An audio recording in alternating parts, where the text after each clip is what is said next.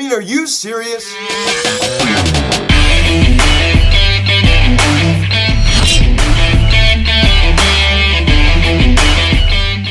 Yo, what is going on, everybody? Welcome to Phillies Hot Stove Miniature Recap of last night's disgraceful performance between the Philadelphia Phillies and the Arizona Diamondbacks as the Phillies blow a 7-0 lead and lose 13-7. I mean, how in the world do you let this happen? This is just absolutely disgraceful. Now, guys, before getting into this video, please subscribe if you haven't done it yet. Please share, engage the bell. Please like this video, comment on this video, share this video, and let's get into this. You haven't really seen it as much this year, but there are still occasionally, some games that really feel like you really get punched in the stomach with this Phillies team, right? With blowing 7-0 leads, just these just extremely frustrating losses, especially when you're facing teams that you have to beat and you have to take advantage of. Now, granted, they did take 6 out of 7 from the Reds and Pirates, but you have to keep going. You have to keep going. When you go up 7-0 against a team like the Arizona Diamondbacks, you have to make sure that you win that game. It wasn't like we were playing the Mets or the Dodgers. We were playing the Diamondbacks. So I understand they were no slouch. They're not as bad as they were last year when we faced them. But they're still not where they want to be. They're still not a very good team, ladies and gentlemen. We're clearly a better team than they are. We have to make sure we take advantage of them. And guess what? We didn't last night. We did it. And there's no fight at all. No fight. We go up 7-0. We land the Diamondbacks to score 13 unanswered. 13 unanswered. I mean, what kind of team allows that? What kind of team that's in a wild card race allows that to happen? It's unacceptable. And this loss also goes down to Rob Thompson for leaving Richard Suarez in the game way too long. He brings in Chris Sanchez to try to get us out of it. Now, granted, I'm not going to be as upset about that simply because of that great start he had, last week against the Cincinnati Reds. He should have brought in Ancelotti when it was 7-3 and taken out Ranger Suarez. Instead, he waited until it was 7-6 and then brought in Chris Sanchez. This loss also comes down on Rob Thompson as well. So pick up the scoring summary here in the top of the first inning. Bryce Harper doubles on a sharp line, trying to right field out to Corbin Carroll, and he couldn't really seem to handle it, right? I mean, the rookie couldn't handle it. Harper's 22nd double of the season. Rhys Hoskins comes around to scores. They hold Alec Bohm at third as it's 1-0 Phils. So Bryce Harper wasn't wasting any time right there. So the Phils jump ahead 1-0 off of Madison Bumgarner, who was not very good last night, but honestly, I kind of just forgot how bad he was last night simply because I'm just so upset about this team blowing a 7-0 lead. And we pick it up here in the same inning. JT Mitchell hits a ground ball over the short to Geraldo Perdomo. Alec Bohm comes around to score as Harper was able to move up the third, and it was not handled cleanly by Perdomo over at short. As that did go down as a fielding error, as everybody was safe on that one, and the Phillies now lead it 2-0. So, I'm loving this, right? We're taking advantage of, playing some bad teams. We're just continue to beat up on these guys, and I was feeling good at this point. I'm thinking, like, hey, we had a tough 5-0 loss on Sunday, but hey, we're starting to kind of recoup a little bit. This offense, despite being asleep on Sundays, now started to wake up. And we pick it up here in the top of the second inning. Kyle Schwarber, after just missing a home run in his first at-bat to lead out the ball game, I don't know how in the world that stayed in the park, as he signals on a ground ball to right field, and just happened to, find a hole, man. That ball was not hit hard at all. Bryson Stott comes around to score as it's now 3-0 Philadelphia. So Schwarber collects another RBI. He actually had a pretty good night last night. We'll get to that in a little bit. Certainly a good offensive showing. Then we pick it up here in the top of the third inning. JT Realmuto, he continues to just be so good with runners in scoring position as he hits a sacrifice fly out to left field. Alec Bohm comes around to score as it's now 4-0 Phils. JT Realmuto is fundamental baseball. That's one other good thing you take out of last night's ball. We pick it up here in the top of the fourth inning. The nail in the coffin for Madison Bumgarner's start as Kyle Schwarber homers on a fly ball to deep right field. A no-doubter, a 3-run shot also scores Vierling and Marsh, and that was Schwarber's 36th home run of the season, and it's now 7-0 Phils. So Kyle Schwarber, he just missed one of his first at-bat, and he said, okay, I'm going to make sure that this one goes over. And this one went over by a pretty large margin, 36 tanks for Schwarbs. We'll talk about him a little bit later. And then we pick it up here in the bottom of the fourth inning. It'll be all Diamondbacks from here on out. As Emmanuel Rivera doubles on a sharp fly ball to right field. Ketel Marte comes around to score. It's now a 7-1 ball game. So I was sitting there watching like, this, just let them score a run, right? I mean, I honestly was just laughing at my king and like, it's no big deal. Little did I know that they pushed across 12 more. As we pick it up here in the same inning, Stone Garrett singles on a ground ball to left field. Christian Walker crosses the plate, and this is now a 7-2 ball game. But slowly but surely, they were just chipping away. Then we pick it up here in the same inning. Corbin Carroll hits a ground ball to second base, as Gene Segura does not handle it cleanly, and he tries to recover and throw to first, and the throw was not in time. As he was able to beat that one out. That did not go down as hit. His family was clapping, acting like, he got a, rope the top of the left field. It was not, scored a hit. And it shouldn't have been, right? Of course, it was an error on Gene Segura. He's a much better second baseman than he is a shortstop, but still. He still has, I don't know, he just doesn't excite me. I've said that before. I'm not the biggest Gene Segura fan. So some sloppy play. And I kind of seem to set a tone for the rest of the ballgame. Then pick it up here in the same inning. Carson Kelly doubles on a line drive to right field. And this is going to clear the bases as Garrett, Carroll, and Perdomo come around to score. As it's now a 7-6 ball game. I was about ready to go to bed when it was 7-6. I checked my phone. It was 7-6. I'm like, oh my goodness gracious! Allow these guys to come back. I just was in disbelief. For how well this team has played since, early June. And this felt like a 2021 Phillies loss. It really did. It just was heart-wrenching. It was like the punch to the stomach, man. Awful. Just a terrible feeling. I hate losing like this. So that was Kelly's 14th double. Like, to these guys. It wasn't to the Mets. I mean, granted, their Diamondbacks are no slouch.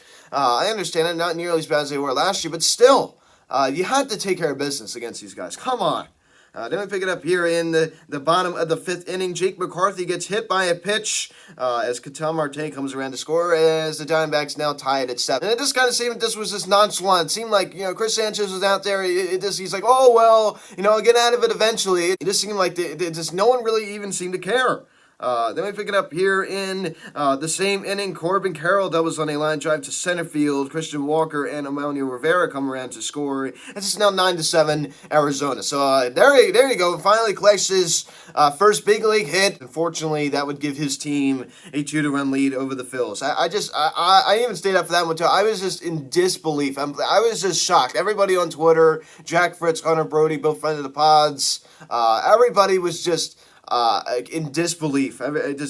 No one could believe what was happening. Then we picked up here in the same inning. Carson Kelly singles on a line drive the other way to right field. Jake McCarthy comes around to score. It's now 10-7 Diamondbacks. So you're thinking like it couldn't get any worse. Well, guess what? It got worse. So they tack on another one off of Andrew Bellotti. Then Ketel Marte walks with the bases loaded. It's Corbin Carroll crosses the plate as it's now 11-7 D-backs. It's one of the biggest no-nos in baseball. You don't do that. And we wouldn't be done, the rest of the ball game as Christian Walker gets walking the bases loaded as Gerardo Perdomo comes around to score as it's now a 12-7 ball game. So we went 3 times last night. 3 times. So when we walk somebody in with the bases loaded 3 times last night. I mean, how in the world do you let that happen? I don't know. I mean, the great teams don't do that. Okay, I'm sorry. I mean, this is still a good team. As I talked about in the Mets series, this is what separates a good team and a great team. You know what I mean? It just, and Rob Thompson just like leaving him out there. He just leaves him out there. I just don't get it. I mean, Rob Thompson, who was managing that team last night? I really don't know. I was really disappointed with Rob Thompson last night. And we pick it up here in the bottom of the 8th inning. Stone Garrett homers on a fly ball to left field, his second of the season. It's now 13-7 Arizona, and that would be your final, just a heart-wrenching punch to the stomach loss. So he allowed the Diamondbacks to score 13 innings. We blow a 7-0 lead against these guys. Extremely frustrating. Of course, this is a Rays video. I'm not as animated as I used to be. I apologize for people that don't like that, but I'm just trying to be a little bit more professional. Kyle Schwarber, 2 knocks out of the leadoff spot, hitting that RBI single, and also crushing a home run to right field, a 3-run shot off of Madison Bumgarner, a 214 average now for Schwarber to go along with an 805 OPS, 77 RBIs, 36 tanks on the year. So that was a pretty good night last night for Schwarber. Rhys Hoskins also collecting 2 knocks. Diamondbacks, and also scoring one of the Phillies 7 runs as well. A 249 average now for Reese is now just 1 point shy of 250, and 811 OPS, of course, 6 points higher than Kyle Schwarber. And Alec Boehm out of the 3-hole. Collects 2 knocks last night and also scores 2 runs. He was pretty productive as well, also collecting a double and a single. And Bryce Harper, 2 doubles last night, hitting a 113-mile-an-hour line drive to right field, and the rookie couldn't handle it. As I did mention before, so Harper collects his 51st RBI of the season and also draws a walk. So 320 average now for the reigning nationally most valuable player to go along with a 984 OPS. Hopefully he can get that above 1,000 to finish out the season. Hopefully the average could stay above 300. I mean, if you think about it, if Hart could finish the year, with 20-plus tanks, RBI total around 70, 1,000-plus OPS, I mean, that's still, I'd say a salvage season. You know what I mean? It's still going to be, a great season for the playing time that he had. It's just such a shame. It's just he was on track for another MVP. He really was. And it wasn't for Blake Snell being, the wild pitcher that he was. Who knows? But I think Harper would be in good contention right now. But, of course, Paul Goldschmidt also having a great season for the Cardinals, so who knows?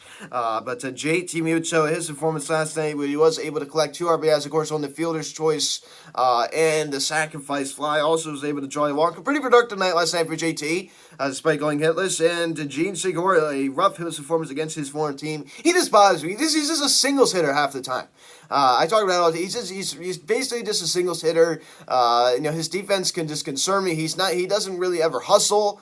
I'm just not the biggest Gene Segura fan. Bryson Stott, 1 knock last night, as a lot of the Vegas crowd was there. Of course, Phoenix, Arizona, not really that far from Las Vegas, right? They got the Vegas boys, Harper and Stott, the roomies, in the house last night. Matt Vierling gets to start out in right field and collects a knock. And he also was able to score on the Kyle Schwarber 3-run shot. And Brandon Marsh gets to start in center and collects a single, and also scoring on the Kyle Schwarber 3-run home run. So we collect 11 hits last night as a team on 7 runs. We walk 3 times. So I mean, the fact that we allowed them to score 13 unanswered, I find to be very concerning. I mean, we didn't even push across one more run after that. After we went up 7-0, that'd be all. And you thought that should have been enough against these guys? I mean, come on. So Ranger Suarez, 3 2/3, 5 hits, 6 runs, only 2 of them earned, 2 walks, and 4 strikeouts. I mean, I saw some people on Twitter saying release him. I mean, that's so over the top. I mean, I think that was just a total over-exaggeration. I mean, am I happy with the performance he had last night? Absolutely not. But the defense didn't help him. I'm sorry. When you hand teams extra outs like that, it can have a huge impact, and you saw what happened last night. So how about we worry about, playing, cleaner baseball, making the routine plays? Like, Gene Segura, am I right? How about we worry about making the routine plays? How about we worry about that first? Chris Sanchez, 2/3 innings as he gets smacked with a loss. Now 2-2 on the year, 2 hits, 5 runs, all 5 earned, 2 walks, and 1 strike. I mean, disaster. I mean, he should have brought in Bellotti after he took on Ranger Suarez, and he should have taken on Ranger Suarez before he allowed it to be a 7-6 ball game. I'm sorry. The warning signs were clear. I mean, almost like what happened in this last start against the Reds. The warning signs were there. He chose to ignore them. And Angie Bellotti, an inning and 2/3, 1 hit, 1 run was earned, 3 walks, and 4 strikeouts. Wasn't good either. And a lot of the runs that were allowed happened to be charged to Chris Sanchez, but Angie Bellotti did not make it any better. His line looks very deceiving. Because if you saw what he did not make the situation any better. Jose Alvarado, an inning, 1 hit, 1 walk, and 1 strikeout. Not too bad. But Brad Hand, an inning, 1 hit, 1 run was earned, and he also was able to collect a strikeout as his ERA now jumps above the 2 mark now at 2.04. But he's still been very good this year. I'm not really going to harp too much on those guys. Alvarado and Hand have been very good as of late. But, I mean, what an absolute disaster. I mean, it's just a heartbreaker. The Phillies blow a 7-0 lead in Phoenix as they lose 13-7 as they allowed the Diamondbacks to score 13 unanswered runs. The Diamondbacks. So 9:40 the first pitch tonight. Aaron Nolan, a 9-10 with a 3.08 ERA going against Gallen, 9-2 with a 2.66 ERA. So that was the game you really had to win, and you didn't do it. Because now we're going up against best pitcher in the rotation. It's going to be hard to rebound from this one, but I think we can. Clearly we're going to have to put this one behind us. Thanks so much for watching this video. Please subscribe if you haven't yet. Please turn on the engagement bell. Please like this video, comment this video, share this video. Check out the social media link in the description section at Phillies Hot Stove Media, Instagram. Follow me on Twitter at PHotStoveMedia. Card text 267-225-3392. Email me PhilliesHotStoveMedia@gmail.com. So guys, thanks so much for watching. I'm Luke, and I'll talk to you later. Let's go Phillies. See you guys.